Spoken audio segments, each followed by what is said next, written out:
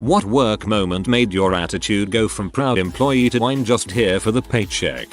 One day on my way to work I got into a car accident. Car totaled. Grandpa we wasn't sure was going to make it. Me possible concussion. I called into my job to explain why I can't come in. Their response was unless bones are broken no excuses, get to work. From that day forward my job was just a check to me. I used to come in early and stay late with no thank you out and them trying to short my paycheck. From then on no more.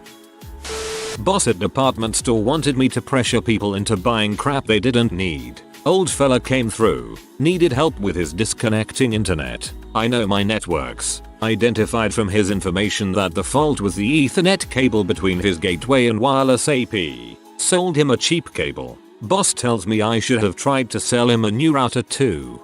Guy was a freaking pensioner. You slimy C. I quit a few days later. Frick that crap. I refuse to lie to sell crap.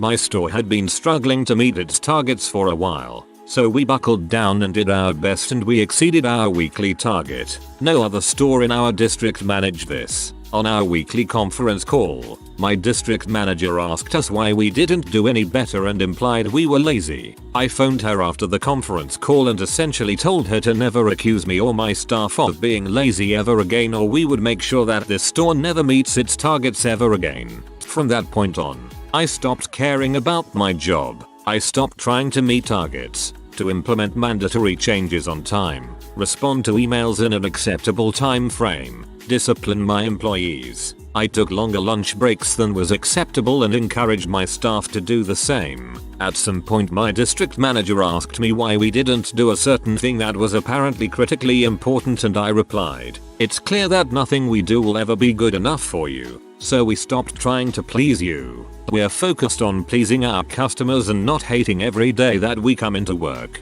A few months later I resigned, taking a position with another company that was, strangely, made up of a lot of employees from the company I had just left. We were all able to commiserate. The store I left had a complete staff turnover shortly after. Everyone was let go and replaced. Then they did a complete turnover a year after that and, just the other day, I was in the shopping mall and I saw the store was closed permanently. When my first job at a grocery store made me literally pick up human feces because someone crap on the floor of the bathroom. Went from psyched to have a job to I hate everything about this real quick. I caught our manager stealing from the company 3 different times. The owner of the business is his best friend from high school. After the 3rd time when the owner kept him on for humanitarian reasons, I thought frick it, I turn up and do my job, that's all.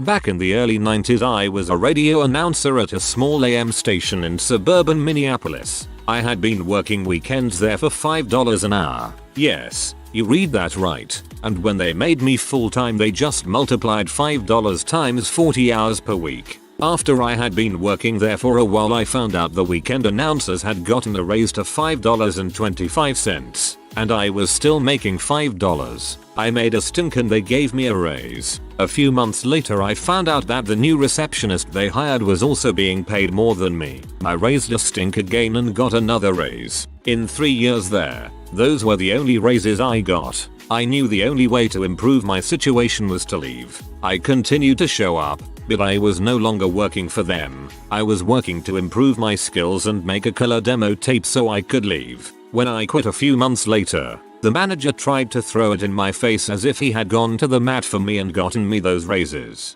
This sorta happened to me. I started off at 11 per hour, and I later found out their minimum was actually 12 per hour. I respectfully went to the general manager and 1 month later I'm still at the same rate. I've been there for 4 months and I just work there now to get a free membership for the most expensive gym in my town.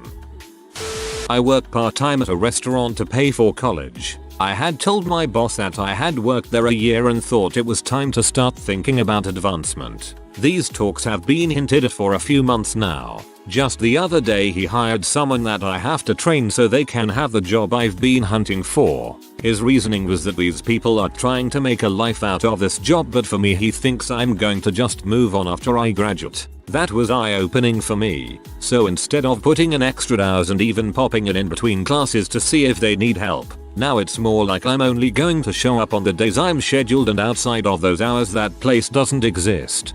Nothing like when your boss makes their own self-fulfilling prophecies. Well, I wasn't really thinking about leaving this place after graduation, but now.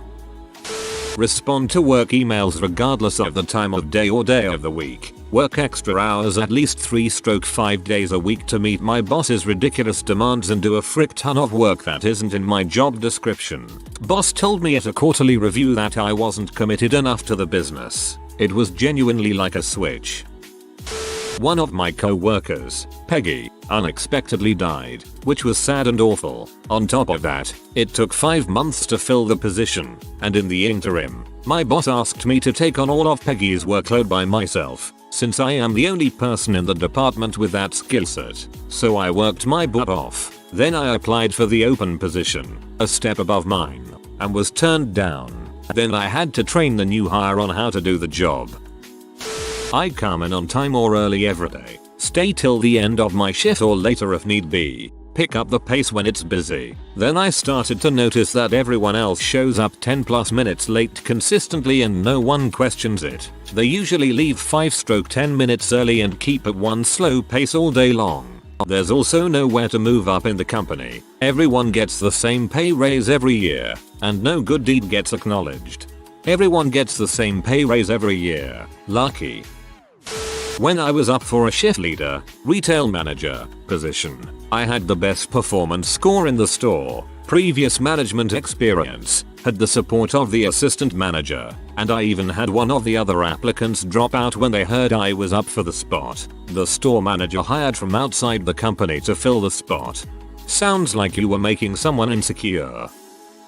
I used to work as a recruiter for a for-profit school. There were thousands of us with the title of Assistant Director of Admissions. We were basically glorified telemarketers. I took the job because the pay was decent and I truly believe that everyone should get an education who wants one. I myself was a non-traditional student, so I know about going back to school later for a degree. My first clue should have been the interview. The director asked why I wanted to work there, and when I said stuff like helping others get an education, he looked at me and said, "I work here so I can drive that Benz in the parking lot." Over the period of several months, I had a lot more disillusioning moments. Things like my director outright telling us that we weren't looking to recruit the cream of the crop students, reading the fine print in our placement rates that we pushed, which said that if you got a job after graduating then we counted you, regardless of whether it was in your field. So, congrats to all those game design grads working at McDonald's. Finding out that we really only cared if you made it past the 2 week, the 2 week, the 2 week, the 2 week, the 2 week, the 2 week, the 2 week, the 2 week, the 2 week, the 2 week, the 2 week, the 2 week, the 2 week, the 2 week, the 2 week, the 2 week, the 2 week, the 2 week, the 2 week. What finally did it for me was the day my boss pressured me into getting this guy to sign up for our graphic design degree. This was a man, wife or wife and kids who just wanted to provide better for them. Despite this guy being so computer illiterate that he needed his son to help him fill out the online application.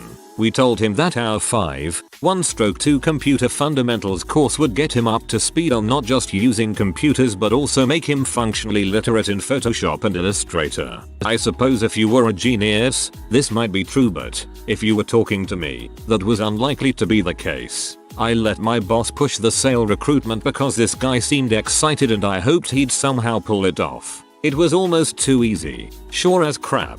2 weeks later, his wife called me crying saying he was trying so hard but just kept falling behind and that he had to drop out, after he'd of course dropped hundreds on the Adobe Creative Suite, books, tuition, etc. From that point on, I didn't recruit another student. I stopped trying, became an insubordinate butthole, started dumbass fights with management, like over wanting to know why women got to wear skirts to work but I couldn't wear a kilt, and basically goofed off all day until I finally decided to quit. To this day I feel bad about anyone I recruited and take great delight in the backlash we see now against for-profit colleges. If there is a heck and I go there, this will be a big reason why.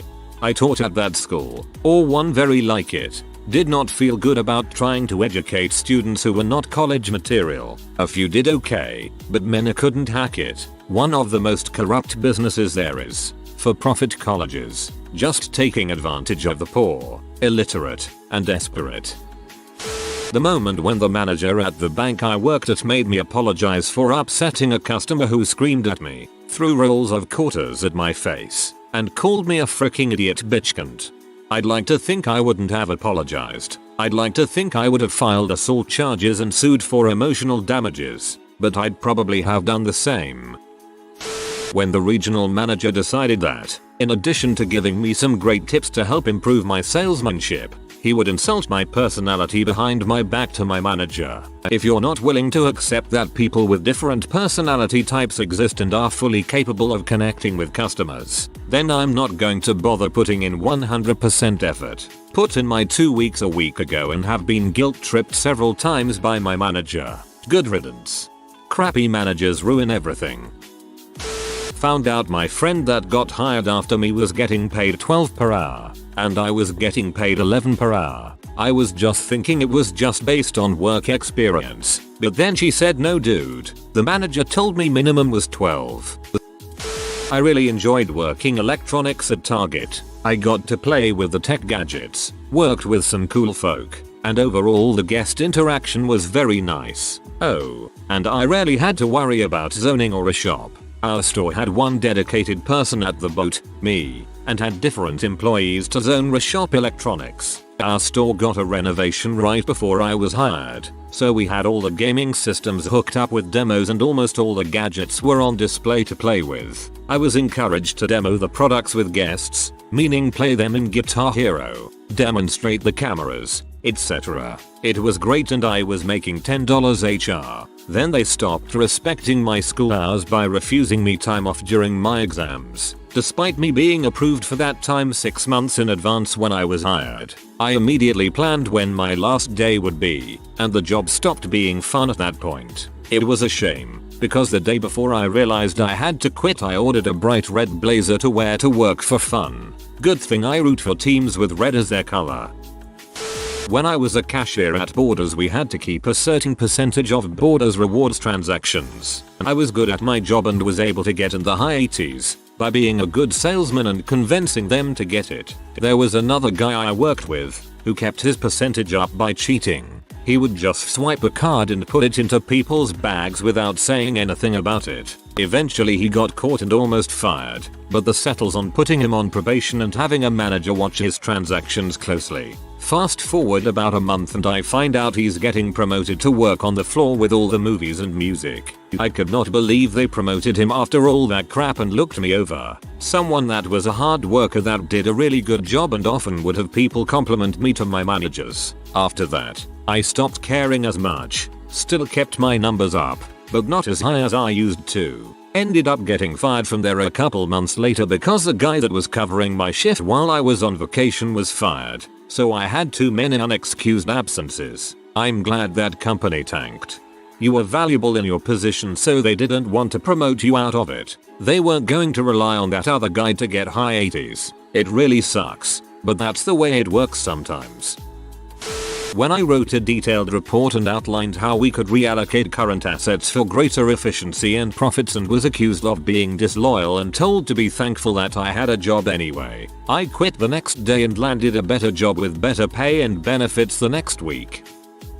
You earned the largest raise I can give you, $0.10 an hour, and had one of the best reviews on staff. But since you're leaving in 5 months, we aren't going to process the raise since it won't go through for about 6 weeks. When you're making $8 an hour, a $0.10 raise isn't much but it's something. Also found out they were about to give one of my trainees a $0.50 hour raise, which would put her rate above mine. I felt so much schadenfreude when she got fired.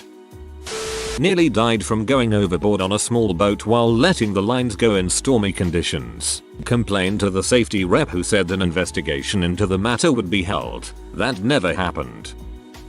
Welp. I work as an assistant manager in retail. This week the second assistant had a kid and the store manager went to a different city for a store setup. This caused me, an 18-year-old high school student, to work 57 hours in 9 days, as well as dealing with school and college work. That work week wasn't bad and I didn't complain about that. But the last day of the marathon was a Jordan shoe release day. There were 3 people scheduled to work. One for the door, one for the register, and one for the shoes. One of my employees got hurt, which brought us down to 2 people. The crowd of nearly 70 people took a hold of this opportunity and stormed the store when a kid opened the door trying to sell his sick butt J's. This resulted in a massive fight, hundreds of dollars of stolen merchandise, and the cops being called. It was a fun week. I worked for a company that traveled around installing video cameras and other electronics into police cars or company vehicles. I used my personal vehicle and within a couple of months had put about 25,000 miles on it. We also worked up to 12-hour shifts in the cold and rain until our work was completed. We also stayed on the road at least 20 days each month. I didn't mind because the owner was cool and the pay was good. One morning after picking up my helper, I stopped at a gas station to fuel up for a trip to Kansas. The company credit card was declined and I called my boss to ask him what was going on. He gets mad at me because I hadn't figured out that the card wasn't any good sooner and BS me for about 10 minutes saying that he could have gotten cash to me if I had told him sooner. After that I began job hunting and did the bare minimum to not get fired. I hadn't figured out that the card wasn't any good. I'm sure the card was fine. It just doesn't work when the boss doesn't pay the bill. Good call starting the job hunt. I work at a gym that hosts child's birthday parties, which should be enough for a I'm just here for the paycheck attitude on its own. The moment that made me hate that job with every fiber of my being was the day a kid threw up in the bounce house after eating 3 blue frosted cupcakes. Children continued to play in it and tracked the vomit everywhere. After the party left, early, might I add, due to blow puke damage, my manager went into the bounce house to try to clean it. Well, she threw up on top of the blue throw up. I was the only other employee there that day, so guess who got to clean all that? Me. I make minimum wage. Frick this job. That sucks, but props to the manager trying to do it herself first. I do bathroom remodels. About a year or so ago the company decided to change its strategy of paying their installers. We make commission on remodels and hourly for service calls, but they'll switch the two whenever it saves them money. They will not pay installers on what is considered paid time when we go back to a recent remodel we've done to do a service. They stopped paying drive time for jobs hours away that require overnight stays. They will not pay us for mandatory meetings in the mornings. Bear in mind that we're required to do remodels as quickly as possible, one day for most wet areas, and any time we're not spending on the job is increasing how long we're working that day. We work an average of 60 hours per week, but they recently reduced the pay of some of the newer installers, mine included. They started making us take on the workload of previously subbed out work that should be subbed out, like electrical, but did not increase pay. The production manager, the guy that visits the customer before everything is ordered, tends to make a lot of mistakes, so very few jobs go smoothly or as planned. This usually results in an upset customer, but the management insists that the installers caused the problems. Crap sucks. I was a music promoter. Seriously, it was great. Get paid to go to San Fran every weekend. Hit the clubs and pass out flyers because everyone knows me. Frickin' A. It rocked. I was pushed shows for the Chemical Brothers, Black Eyed Peas. Crap, we had won a motherfricking 3-com park. Then one day, I asked for my paycheck. Boss was embezzling, owed me for a month. I told him I wasn't working another minute until I got paid since I knew he had the money. He fired me. We went to the labor commission. I won. Frick that guy. Every time I didn't think a dog was socialized enough to be in daycare and then was told to pass the dog anyway, it puts me in danger and it puts the rest of the dogs in danger. I'm glad I don't work there anymore, even though I miss the cool discounts and being able to take my dog to work. I was a firefighter hired on at 22. I had the greenest view of the world. I just want to help people with the response when asked by the senior guys, who always laughed at that. Fast forward about 2 years. 2 years of being covered in other people's pee, crap, blood, brains, puke, etc. I stopped keeping track of the dead bodies around 30. I still just wanted to make a difference. And then I respond to a DOA 4-month-old. It kinda fricks with you a little when it all snaps into perspective that more often than not, It's not the movie-esque scene of saving the day, it's more body bags, and drug addicts, and constant crap that even if you made a difference for even a single minute, it doesn't change anything about their life because it's either just routine, or the very end of it. I stayed on another miserable year because the money was better than what I'd be able to get initially, and I used the time to build my small business up and running. I wish they put a significantly shorter time requirement for pensions.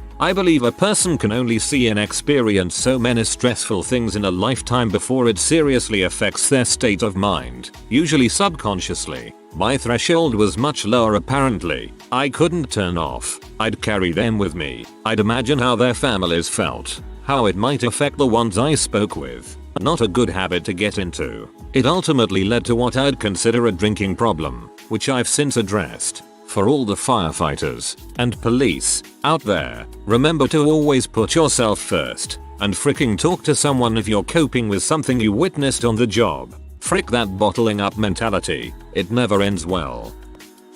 When the customer started begging for a discount on an item that did not qualify, and after I told them no, asked for my manager, who gave it to them because they were cool with each other. It was the first of many times someone whined or bullied their way into getting a discount because they were friendly with the manager. At another job, a big pet supply chain, it was when everyone kept making me clean out the bins where people put their dogs' leavings if they went in the store. Gloves were not provided. It smelled so freaking bad and people missed the plastic bag more than they should have.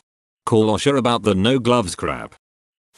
I was a key holder at Gap and loved my job. They promoted me to a smaller store to learn from the best store director to prepare to be a store director. 2 days after being there, we were being pressured by our regional manager to get some more Gap cards. She went to the back, grabbed some old employee applications, and ran Gap card applications with those old employee applicants' social security numbers. I notified HR and was told that I must have seen something wrong. I applied to work at J. Crew and left 4 weeks later for much higher pay and happiness. 2 years later I was the hiring manager at J. Crew, and lo and behold her application was on my desk. I marked her application as unfit for position and filed it away.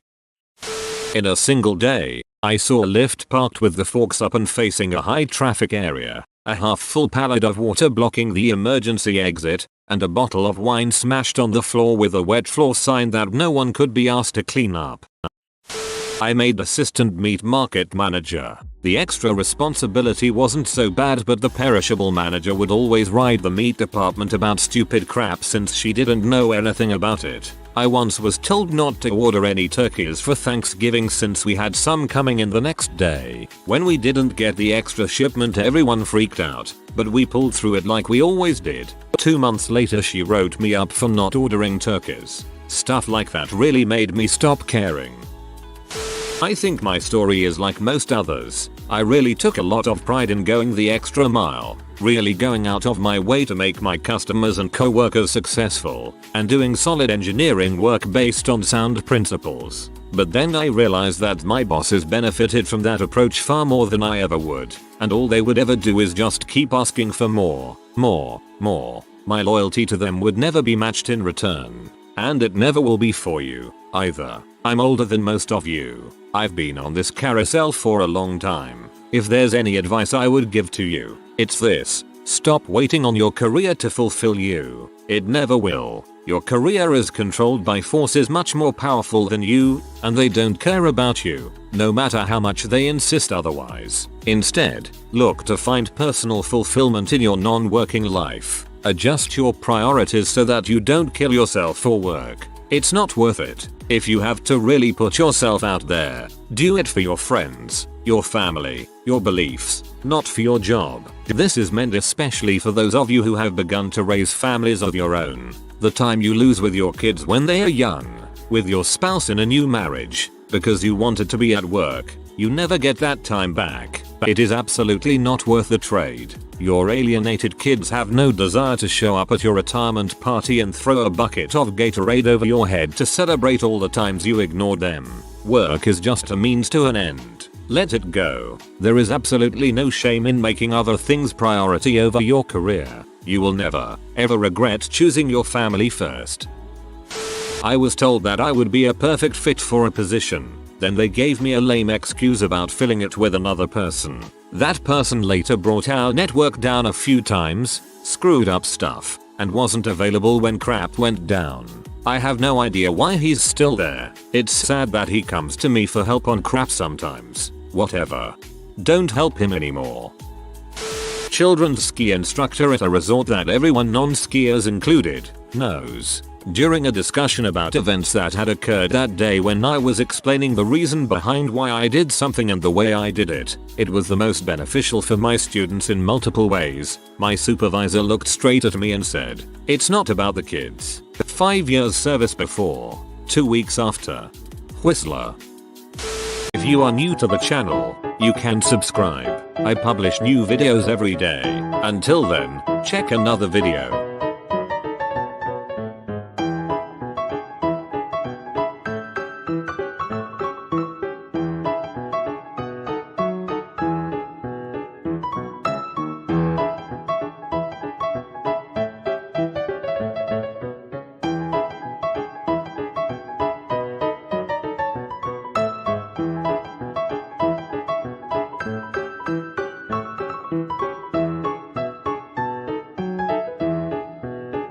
Bye for now.